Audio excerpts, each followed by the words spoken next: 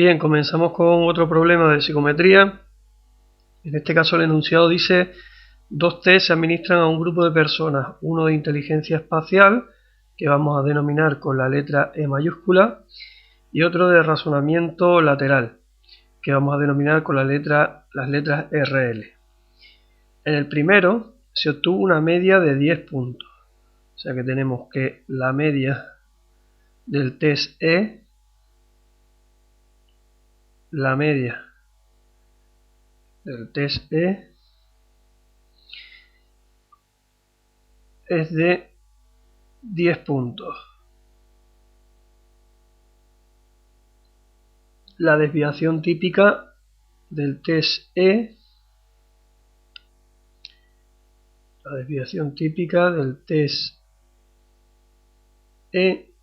fue igual a 3. Y luego nos dice que la razón entre la varianza de las puntuaciones verdaderas y empíricas fue de 0,631. O sea que ahí lo que nos están diciendo es que el coeficiente de fiabilidad fue de 0,631. O sea, el coeficiente de fiabilidad del test E pues sería igual a 0,631. En el segundo test nos dicen la media fue de 32 puntos. O sea que la media en el test RL fue de 32 puntos. La desviación típica del test RL fue de 7 puntos. Y el error típico de medida igual a 2,3.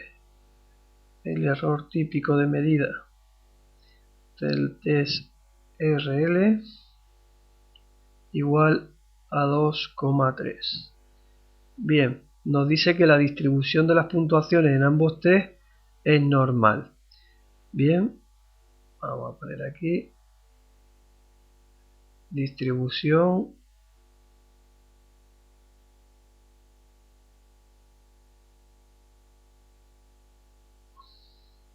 normal. Bien, en el primer apartado nos piden obtener el coeficiente e índice de fiabilidad del test E. Bien, ahí tenemos las ecuaciones del coeficiente y del índice. Y bien, pues vamos a obtener el valor del coeficiente de fiabilidad y del índice de fiabilidad del test E. El coeficiente de fiabilidad del test E ya lo habíamos obtenido del propio enunciado. Nos decían que la razón entre la varianza de las puntuaciones verdaderas y la de las puntuaciones empíricas era igual a 0,631, que es precisamente esta razón que tenemos aquí, la razón entre la varianza verdadera y la varianza empírica. Por lo tanto, la fiabilidad del test E es de 0,631. Como vemos aquí, el índice de fiabilidad sería la raíz cuadrada del coeficiente. Por tanto, el índice de fiabilidad del test E será la raíz del coeficiente del test E, que habíamos dicho que era 0,631. Bueno, pues la raíz de 0,631 sería el índice de fiabilidad de 0,794, sería el índice de fiabilidad del test E. En este caso esto quiere decir que este es el grado de correlación entre las puntuaciones empíricas y las puntuaciones verdaderas del test E. Bien, con eso tenemos el primer apartado. Vamos a pasar a resolver el segundo. En el segundo apartado nos dicen que el error típico, que calculemos el error típico de medida y la varianza de las puntuaciones verdaderas del test E. Bien, o sea que tenemos que obtener el error típico de medida del test E, esa sería una de las incógnitas, y la otra es la varianza de las puntuaciones verdaderas.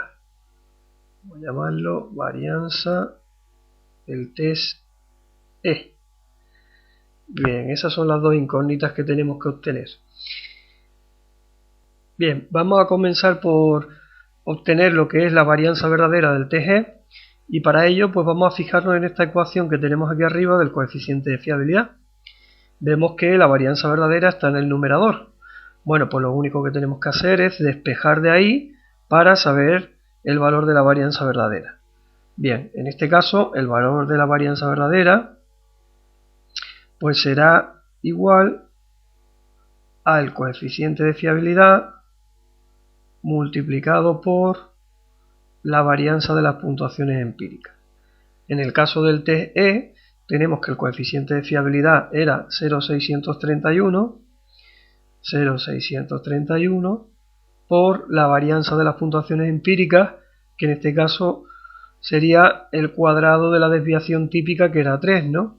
Entonces, pues el cuadrado está claro que es 9. Bien, la varianza de las puntuaciones empíricas será 9. Por tanto, 5,679 será el valor de la varianza de las puntuaciones verdaderas.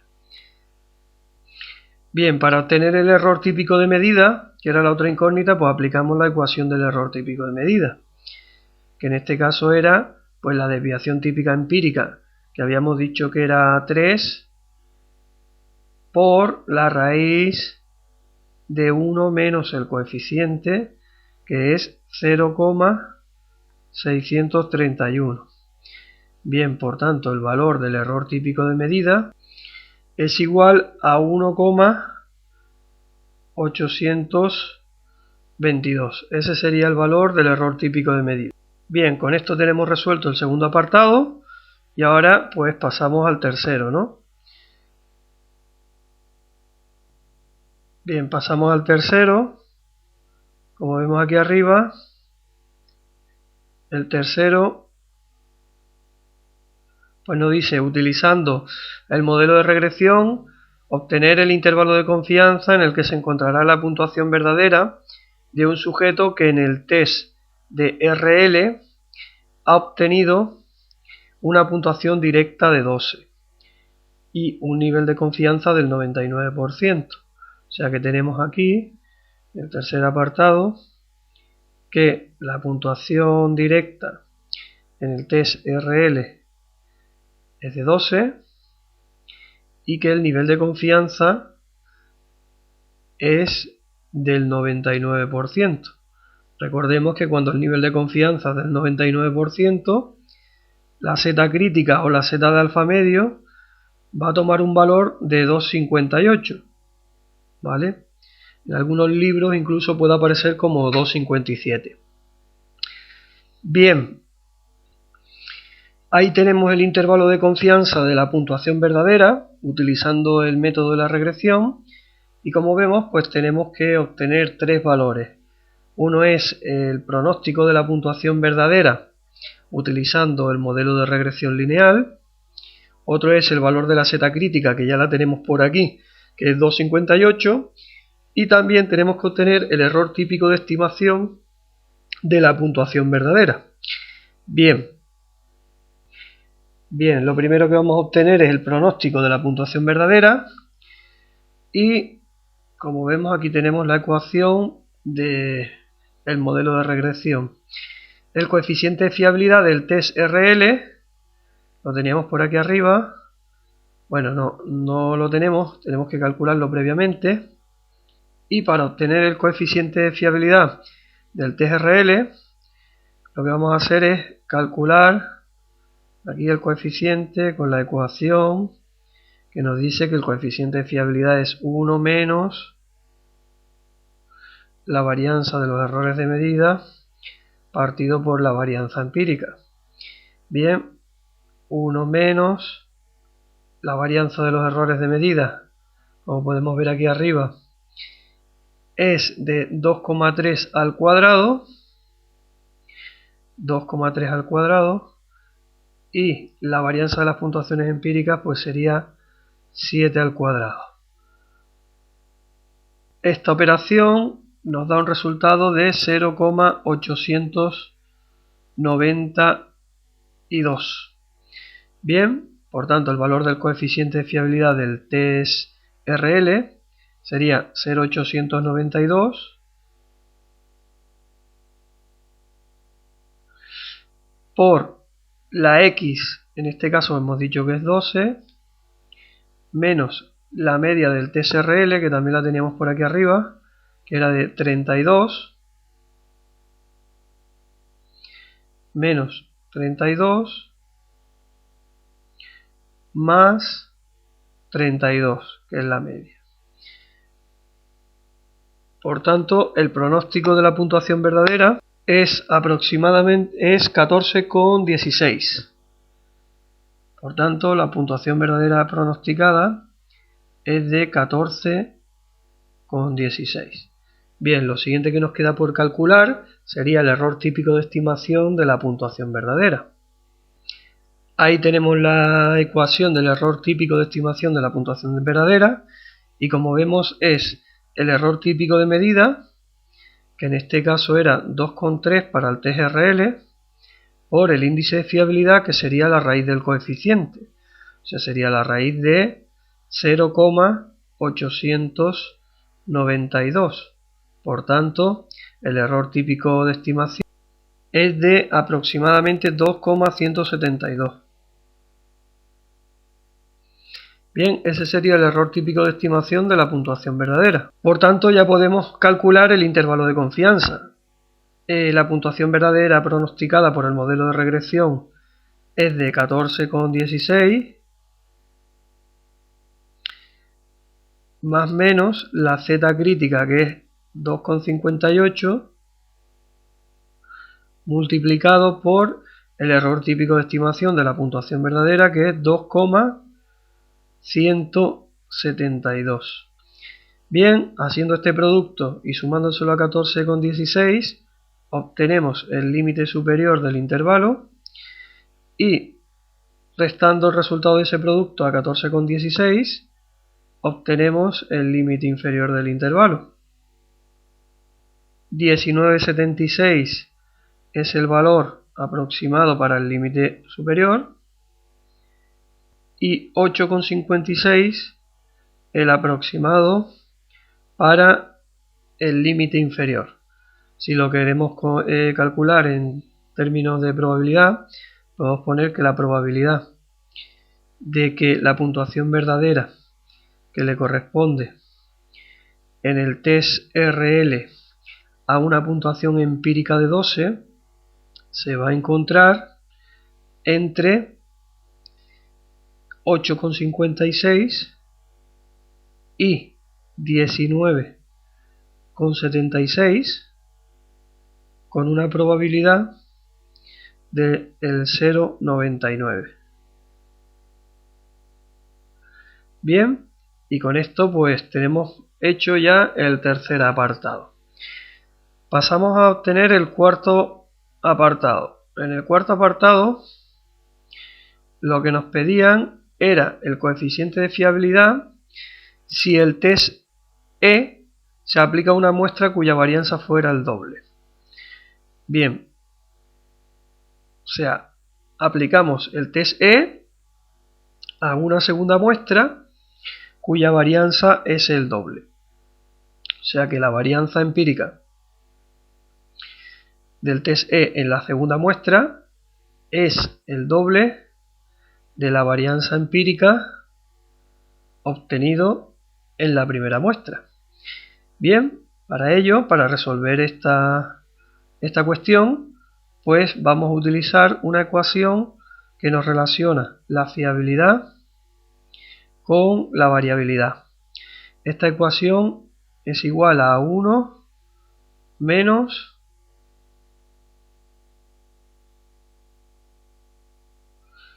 la varianza